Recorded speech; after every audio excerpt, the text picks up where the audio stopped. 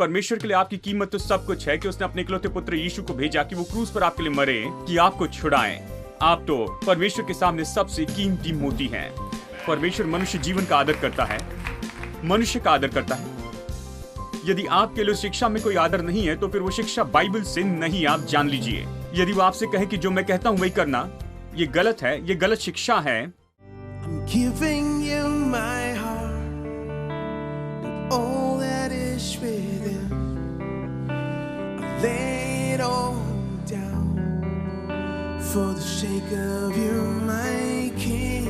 I'm giving you my dreams. I'm laying down my rights.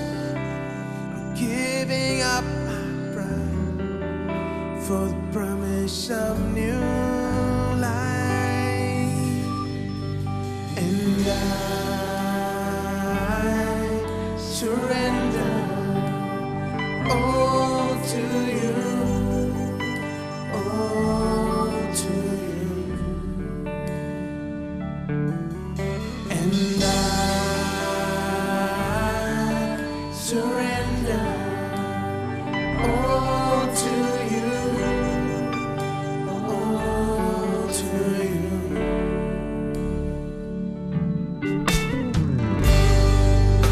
I'm singing you this song. I'm waiting at the cross, and all the world owes you. I count it all as lost for the sake of knowing you, the glory of your name, to know the lasting joy in sharing in your pain. And I surrender all to you, all to you. And I surrender all to you, all to you. And I surrender all to you, all to you. Oh, I surrender all to you, all to you.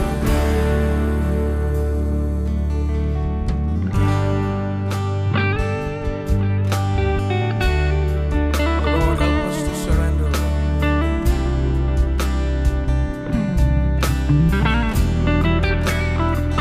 every area of our life.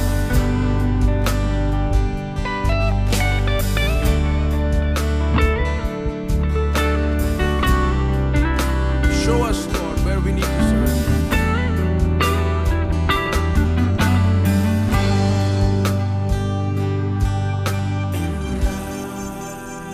I surrender all to you, all to you.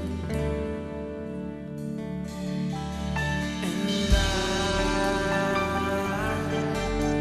surrender all to you, all to you.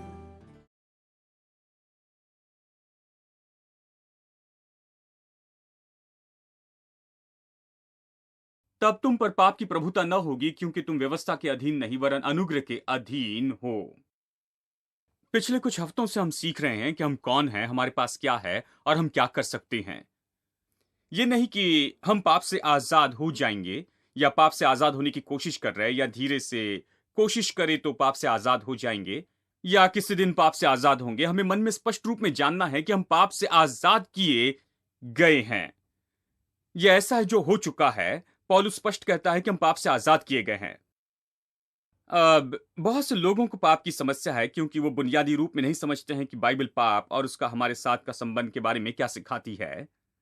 वो इस सच्चाई को नहीं जानते हैं कि वो पाप से आजाद किए गए हैं। विश्वासी नहीं जानते वो कहां खड़े हैं। उदाहरण के लिए अमेरिका के गुलाम, वो आजाद हो गए थे, लेकिन वो नहीं जानते थे कि इस आजादी में क्या है, आजादी का मतलब क्या है। वो केवल गुलामी का जीवन जानते थे। वो सामान्य रूप में गुलाम जैसे जिए और जो उनका था उसका दावा नहीं किया अगले 100 साल तक।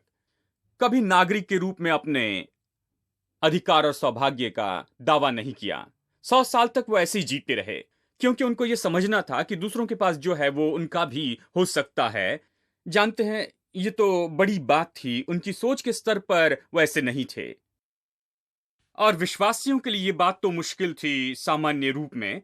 बाइबल कहते हैं कि हम पाप से आजाद हैं, लेकिन वो इसे नहीं देख सकते। कैसे? क्योंकि पाप का प्रतिदिन सामना करते हैं। प्रतिदिन पाप उन्हें सताता है, प्रतिदिन उनके जीवन में आना चाहता है। उन्हें पाप की समस्या है, तो वो कहते हैं कि ये कैसे कह सकते हैं कि बाइबल सिखाती कि हम पाप से आजाद हैं। कहां भाई, जानते हैं हर दिन पाप का सामना करता हूं, हर दिन पाप से मैं लड़ते जाता हूं। प्रभु जानता है मैं पाप से कैसे लड़ रहा हूं। आप कैसे कह सकते कि पाप से आजाद हैं? तो इसीलिए मैं आपको समझा रहा हूं। केवल इतना ही कह देता कि नई वाचा में आप पाप से आजाद हैं, तो आप पहले से भी ज्यादा गड़बड़ी में आ जाते। इसलिए विवरण से मैं बता रहा हूं, इसलिए मैं बहुत विवरण से बताया हूं और बता रहा हूं कि ये कैसे काम करता है। क्योंकि विश्वासियों को अभी भी पाप से लड़ना पड़ रहा है। कैसे विश्वासी के जीवन में आना चाहता है, कैसे पाप विश्वासी के जीवन में प्रवेश करता है, पाप कौन सी भूमिका निभाता है और पाप के संबंध में विश्वासी कहां पर खड़ा है, और ये सब कुछ पिछली बार हमने वचन 12 में देखा था। और जो जो भाग हमने यहां पर वचन 12 में देखा था, ये वाक्य है जो ये कहता है, इसलिए पाप तुम्हारे नश्वर शरीर में राज्य न करे। ये सामर्थी वाक्य है जो बहुत कुछ प्रकट करता। इसलिए पाप तुम्हारे नश्वर शरीर में राज्य न करे, ये मुझे बताता है कि जब पाप विश्वासी के जीवन में राज्य करता है, यह शरीर के द्वारा राज्य करने की कोशिश करता। क्योंकि आत्मा नई सृष्टि है। यदि कोई मसीह में है तो वो नई सृष्टि है, पुरानी बातें बीत गई है, देखो सब कुछ नया हो गया है। ये वाक्य तो आपके बारे में है, जो सच में आप हैं, जो इस शरीर में हैं। असल में आप शरीर नहीं हैं, जो इस शरीर में है वो आप हैं। आप भीतर में रहते हैं और आंखों की इन दो खिड़कियों से बाहर देखते हैं। मैंने आपको नहीं देखा, आपने मुझे नहीं देखा। आप भीतर में हैं। भीतरी मनुष्य तो बाइबल कहती है गुप्त मनुष्य, यह असली मनुष्य है। आप नई सृष्टि हैं, पुरानी बातें बीत गई है, सब कुछ नया हो गया है। और प्राण दिनों दिन वचन से नया होते जा रहा है। मन के नए हो जाने से प्राण प्रतिदिन नए होते जाता है। यह पूरी तरह नया नहीं है, यह प्रतिदिन नया होते जा रहा है। अब जबकि आत्मा नई है, पाप आत्मा के द्वारा नहीं आ सकता। आत्मा चाहता है कि परमेश्वर के लिए जिए, वो प्रभु में प्रसन्न होता है। यह आत्मा आनंद और खुशी से भरी है। यह प्रभु की आराधना करना चाहती, पीछे चलना चाहती। हमारा मन जिस हद तक नया बनाया गया उतना ही प्रभु में जीना चाहता है। लेकिन शरीर तो पाप का शरीर है। पाप का शरीर क्या करता है? देखिए, परमेश्वर ने शरीर में कुछ इच्छाएं रखी हुई हैं, ठीक है। मैंने पिछले हफ्ते इसके बारे में बताया, खाने पीने की इच्छा और ये सब कुछ, और दूसरी इच्छाएं, शारीरिक इच्छाएं जैसे ये सब है। ये सब कुछ परमेश्वर ने दिया है, ये बुरी नहीं। लेकिन पाप तो परमेश्वर के द्वारा दी गई सही इच्छाओं को लेकर उसे भक्तिहीन रूप में बदल देता है। यह प्रभु ने दी इच्छा है, लेकिन पाप कहता है कि उसे भक्तिहीन तरीके से पूरा करते जाओ। कोई फर्क नहीं पड़ता कि कैसा पूरा करते हैं, प्रभु ने दिया इसलिए इसे पूरा करना है। इससे क्या फर्क पड़ता है? कैसे भी जिए, जैसे भी जिए, कोई फर्क नहीं पड़ता। प्रभु ने इसे रखा इसलिए पूरा करते चले जाओ, इसे पूरा करो। यदि भूख लगी तो चुरा कर खाओ, ठीक है, क्योंकि तुम्हें खाना है। पाप यही तो है। देखिए, खाना गलत नहीं, लेकिन चुरा कर खाना यह गलत है। देखिए, यानी पाप हमेशा ऐसा ही है। शैतान ने सच में कभी कोई आविष्कार नहीं किया है, उसने कोई सृष्टि नहीं की है। वो सृष्टिकर्ता नहीं, परमेश्वर है। यानी शैतान ने जो भी किया है, जो प्रभु ने किया उसे लेकर उसने उससे बुरे में बदल दिया। परमेश्वर ने मनुष्य को विश्वास से जीवित रहने के लिए बनाया, शैतान ने इसे लेकर डर में बदल दिया। डर और कुछ नहीं, विश्वास है। यह अलग तरह का विश्वास है। कुछ लोग कहते हैं डॉक्टर ने मुझे बताया कि 3 महीने में मैं मर जाऊंगा, मैं 3 महीने में मर जाऊंगा। यह विश्वास है, यह गलत दिशा में विश्वास है। देखिए, कुछ लोग कहते हैं मैं डर गया हूं, डूब रहा हूं, मैं खत्म हो गया हूं। यह विश्वास है। देखिए, वो कहते हैं मैं डूब रहा हूं, वो खत्म हो गए हैं। ये गलत दिशा में विश्वास है। डर और कुछ नहीं, केवल विश्वास है। देखिए, सच में शैतान ने कोई आविष्कार नहीं किया, जाकर डर नहीं लाया है। विश्वास तो पहले ही वहां था, उसने उसे डर में बदल दिया। उसी तरह से उसने धार्मिकता ली और उसे पाप में बदल दिया। बस यही, सही तरह का जीवन बदलकर गलत तरह का जीवन बना दिया। बस यही, पाप इसी के बारे में है। यानी इसलिए बाइबल कहती है, इसलिए पाप तुम्हारे नश्वर शरीर में राज्य न करे। जब पाप आना चाहता है वो शरीर से प्रवेश करता है, क्योंकि शरीर नश्वर उसकी सारी इच्छा और अभिलाषाओं में होता है, कई बार नियंत्रण से बाहर होता है। इसलिए यह मौका देता है कि पाप भीतर में प्रवेश कर सके। यानी ये बहुत सी बातें बताता है। एक तो क्योंकि उसने कहा इसलिए पाप तुम्हारे नश्वर शरीर पर राज्य न करे, यानी पाप उस मार्ग में आता है, शरीर से आता है, शरीर की इच्छाओं से पाप आता है, ये शरीर के द्वारा आता है। इसका अर्थ है कि हमें शरीर को जांचते रहना चाहिए, नियंत्रण में।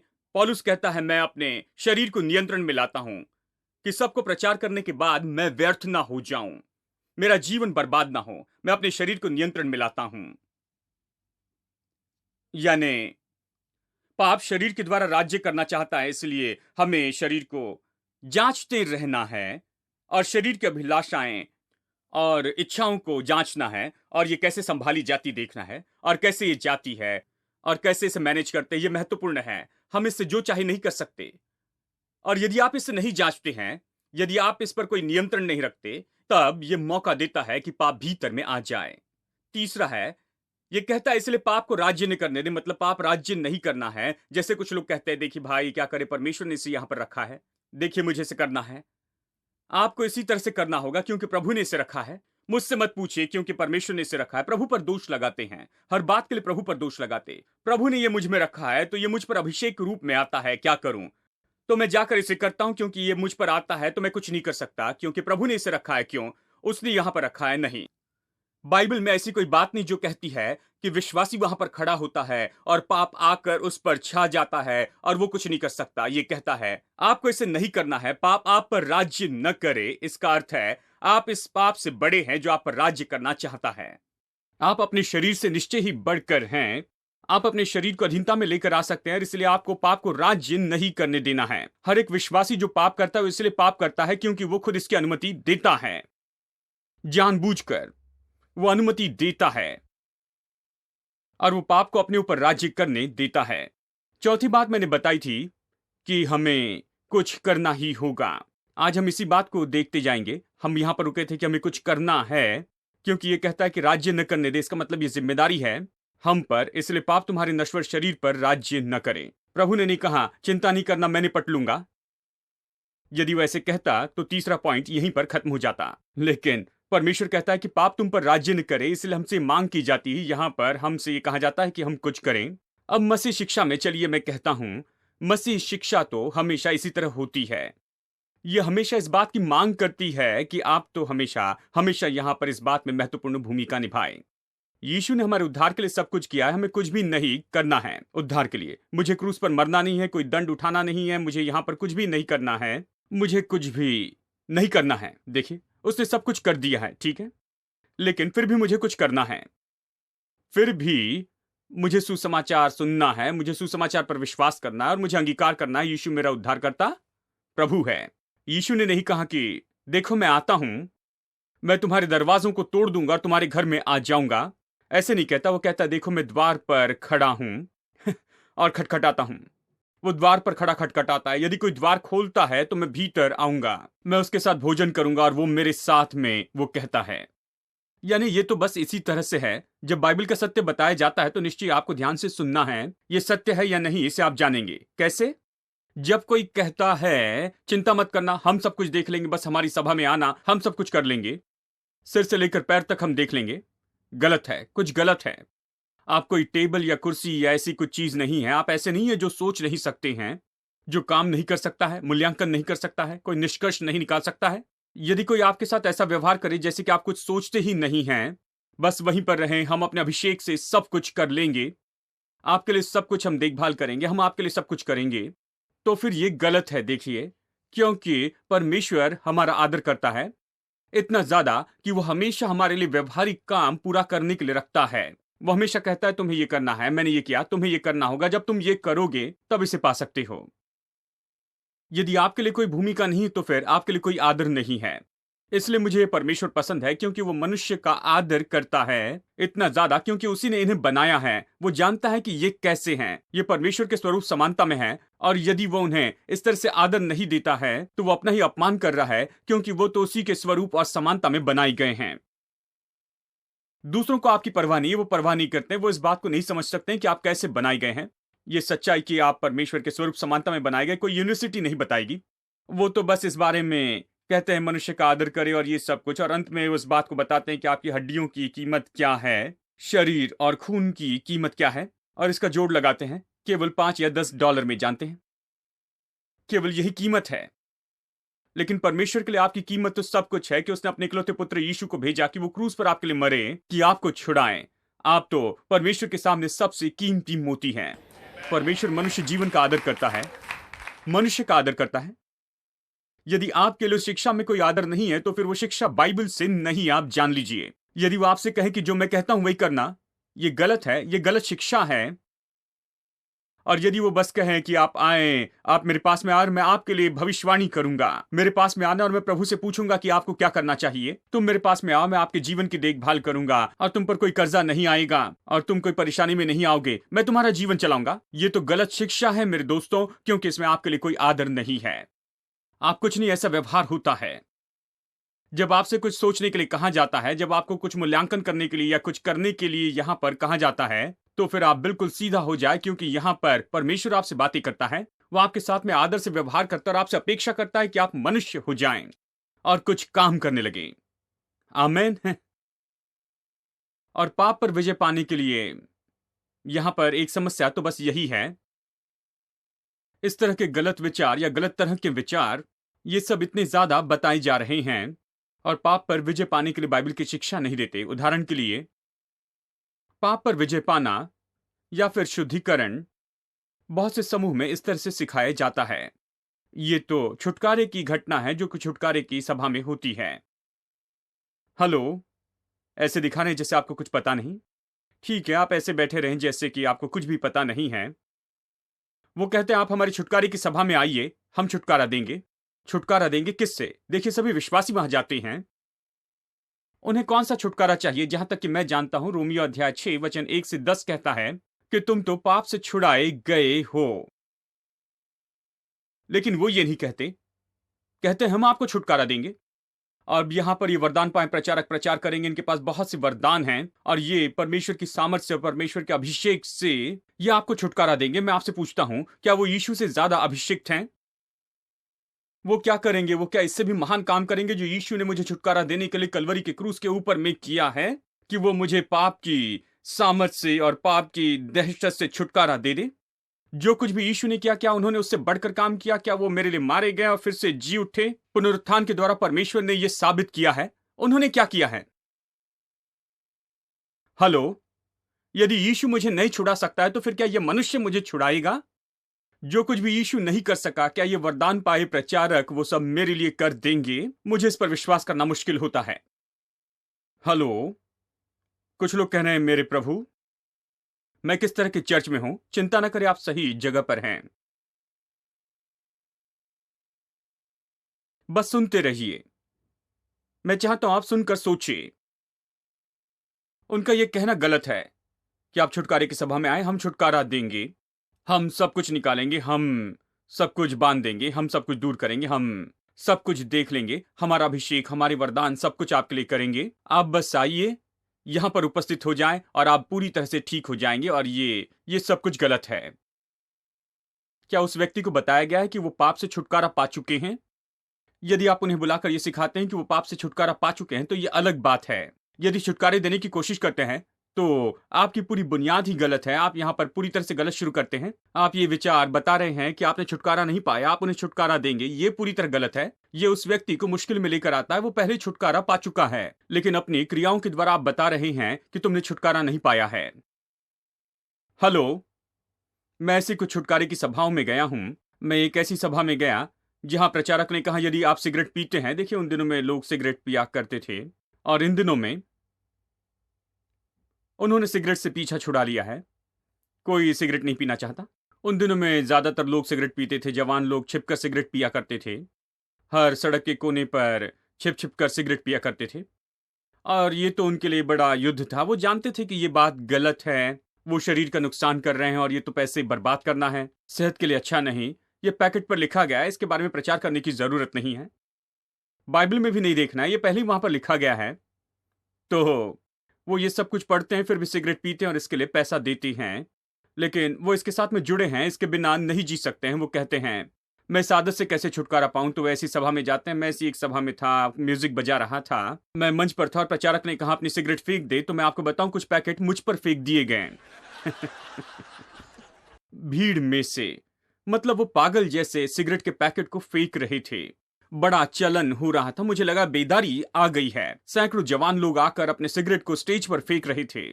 अब ये अच्छी बात थी क्योंकि ये सभी जवान लोग सिगरेट से पीछा सच में छुड़ाना चाहते थे। मैं सोचता हूं ये अच्छा है।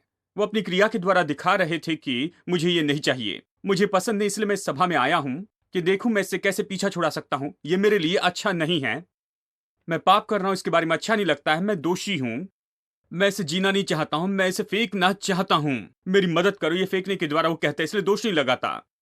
ये अच्छा है।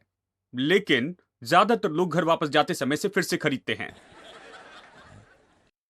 जो कि सच्चाई है क्योंकि मैं कुछ लोगों को जानता था।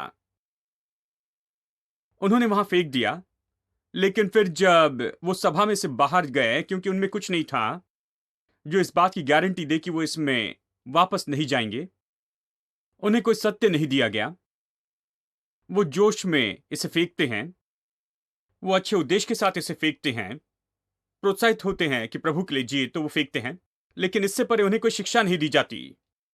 बताया नहीं जाता कि अब आप परमेश्वर की संतान हैं, आप परमेश्वर के हैं, आपकी देह परमेश्वर का भवन है, आप पाप से आजाद किए गए हैं, अब आप पाप के गुलाम नहीं हैं। ऐसा करने की जरूरत नहीं है, यह आपको गुलाम नहीं बना सकता। आप इसे ना कह सकते हैं, आप इससे बड़े हैं। किसी ने नहीं बताया कि वो पाप से आजाद हैं। उन्होंने इसे फेंक दिया। फिर जिन्होंने प्रचार किया उन्होंने इन्हें सामने बुलाया, ये बंधन वो बंधन तोड़ा, इस दुष्ट आत्मा को निकाला और सभी लोग वहां पर जोश में आ गए और कहा आमीन। फिर घर चले गए और सारी सिगरेट की दुकानों ने उस दिन अच्छी बिक्री की। वो सिगरेट में वापस चले गए। देखिए, जब कभी कोई इस तरह का निर्णय लेता है, आकर सिगरेट फेंक देता है, तो उसे अच्छे चर्च की जरूरत है, अच्छे प्रचारक, प्रभु के अभिषिक्त जन जिनके पास में वो जाकर प्रभु वचन सुन सके, जाने कि वो कौन है, वो क्या कर सकता है और उसे क्या दिया गया है। उसे ये सुनना चाहिए उसके लिए क्या उपलब्ध है, कि वो पाप से आजाद है। अब उसे पाप के राज्य में जीने की जरूरत नहीं है, उसमें अभी रहना नहीं है। उसके पास शिक्षा चाहिए कि कैसे इन सारी बातों से निपटे। यदि उसके पास स्पष्ट शिक्षा है तो फिर केवल तब वो विजयी जीवन में प्रवेश करेगा। अगर उसके पास में स्पष्ट शिक्षा नहीं है तो हो सकता है कि सभा में भावनात्मक होकर जोश में आकर जब बुलाया जाए तो अपनी सिगरेट फेंक दे, क्योंकि वो बस यही तो करना चाहता है। लेकिन उसके पास सामर्थ्य नहीं होगी कि उसमें बने रह सके 1 या बस 2 दिन तक, फिर वो वापस उसमें जाता है। ठीक है, आप मेरी बात समझ रहे हैं। शराब के साथ में बिल्कुल ऐसी ही बात होती है। Every day with you, Lord, sweeter than the day before. Every day with you, Lord, sweeter than the day before. Every morning I will worship, every evening I'll adore. Every day with you, sweeter than the day before.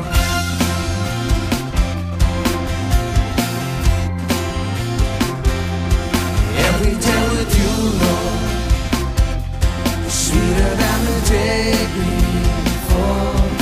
Every day with you, Lord, sweeter than the day before. Every morning I will worship, every evening I'll adore. 'Cause every day with you, sweeter than the day before.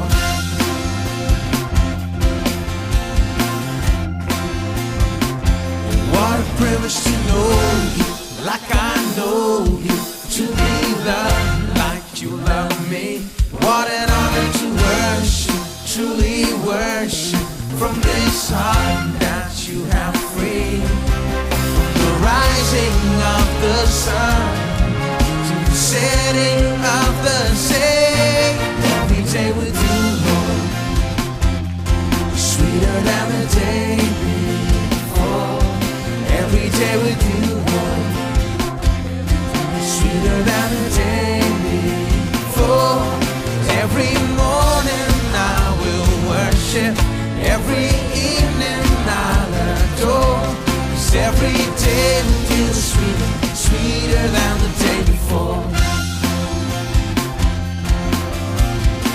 wonder to live like.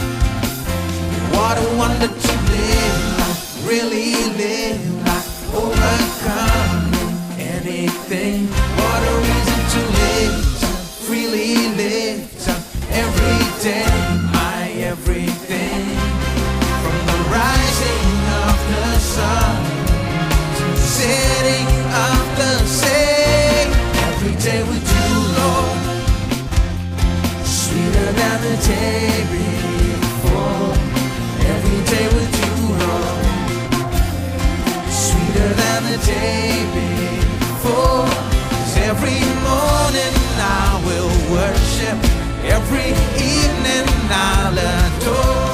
'Cause every day with you is sweeter, sweeter than the day before. Let's keep clapping our hands. We're gonna sing and you'll repeat after us. Right? Repeat after me.